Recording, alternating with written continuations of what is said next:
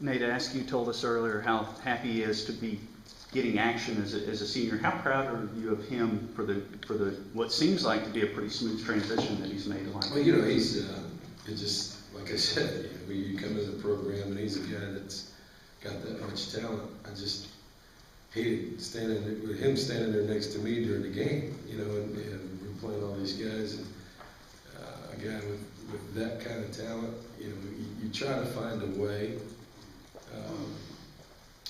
to help your football team and help that guy. And sometimes it's fit, sometimes it's transition. You never know what it is, and you hope that it works out. You know, as a coach, my philosophy's always been, hey, let's not give up on the guy. Let's try to find something for him. If we exhaust everything that we can with a guy that can run that fast, is 230 pounds, 6'4", and, you know, I watch him 40-some inch vertical jump.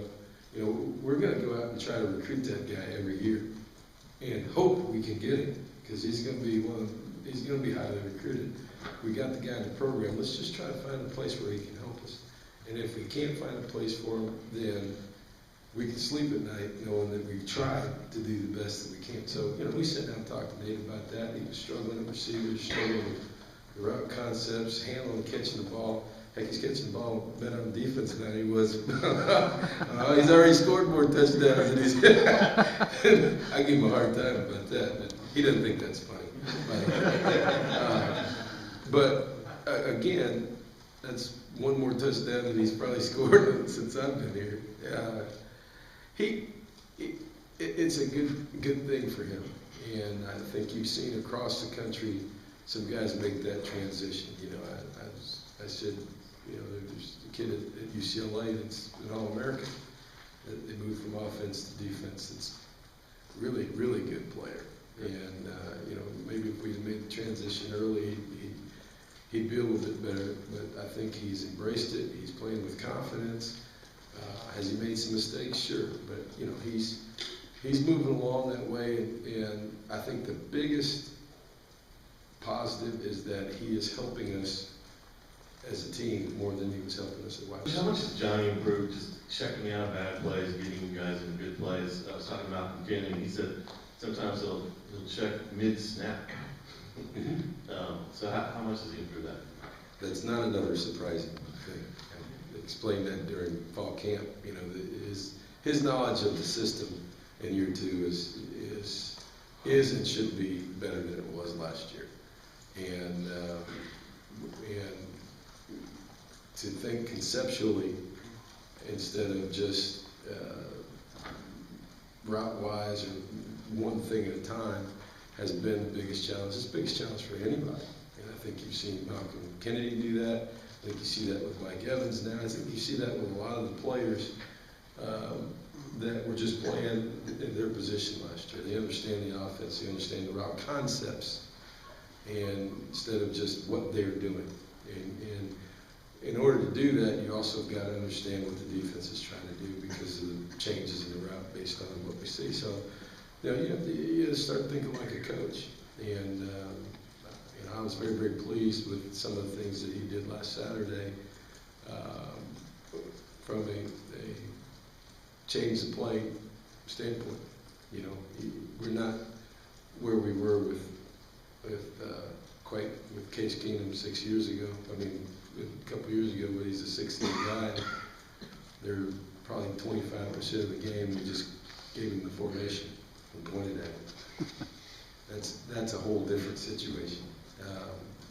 When you can do that 1 out of every 4 plays, then you feel really good about your quarterback. But you know, he's getting there, and I think he made some changes last Saturday night that show that he's progressing, he's comfortable in the offense, and you know, I like the direction that we're headed as a team from a communication standpoint, and that comes with experience. Anybody who's watched them play this year knows that,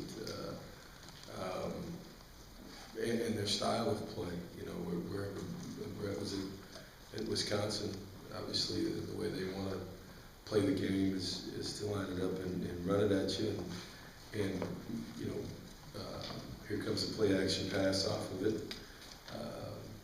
So that's been his style, which has been extremely successful, not just kind of worked, extremely successful in the Big Ten, and you know, there's no reason for him to go away from that. And creates a attitude in how he wants to play the game, how they want to play the game, offensively and defensively. So, you know, I don't see that changing at all, since that's been their formula for success, and proven formula for success. Got two good backs that will run at you in lines, very, very solid. And, you know, defensively, right now, it's hard to argue with their production. You know, the two defensive ends, they lead the league in sacks. I don't know if they may lead the country. Tackles for loss and disruptive plays. So that's a signature of I think, the way Brett's done things, being physical up front, running the football, being disruptive on defense, and getting after you. So, yeah, it'll be a different game. I think our transition from Alabama to SMU last week, a completely different style of game, with them throwing it 62 or 67 times, and where defense played. I was very, very pleased with that. We're going to have to make a transition again. That's what this league's all about. You know, down the road, you see all kinds of different offenses, and I think the diversity in the SEC right now, offensively, is a challenge for every team as you face it. But you know, moving from different styles back and forth is a big challenge too. I am encouraged by what I saw last week from a communication standpoint. I think you know, you take for granted just because a guy is a good player, or a guy plays, even if he's young, you know, you're put in situations where you have to communicate. And the ability to adjust during a game is one thing. I've said it before, for coaches to adjust, it's one thing. For players to adjust, that's another thing. And when you get Kirby back on the field, and you get you know, Jenkins back on the field, even the Shazer moving to safety, and Shazer and Howard and Devontae and Otis, you know, all four of those guys in the back end, and Tony Hurd playing nickel, all five of those guys have gained experience from a year ago at least, and understand the defense. And I think, you know, the first couple games when you've got a true freshman out there in Caesar, and guys in different positions, you know, Shazer wasn't out there but a half. You got guys out there just trying to do their job and not communicating. You know, I was encouraged by how our defense not only played last week, but how they communicated better as a unit. Down front, Cease. Kevin, if you talk about where you're at, place kick going in this game, and the onside kick, was that more you guys or something you saw in the film from SMU? Well, we go into every game with a fake punt at least, and fake field goal. Whether we call it or not, it's different. You know, we just saw some things.